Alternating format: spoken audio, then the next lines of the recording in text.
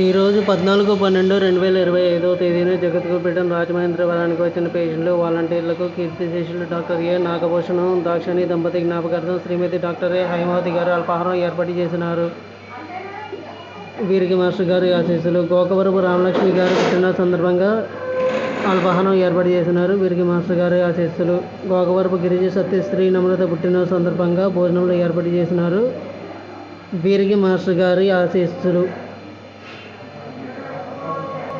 అల్పాహారం మరియు భోజన విరాళాల కోసం దాతలు వీడియో వివరణలోని నంబర్కు లేదా గూగుల్ పే, ఫోన్పే ద్వారా కనిపించే క్యూఆర్ స్కానర్కు కూడా పంపవచ్చు.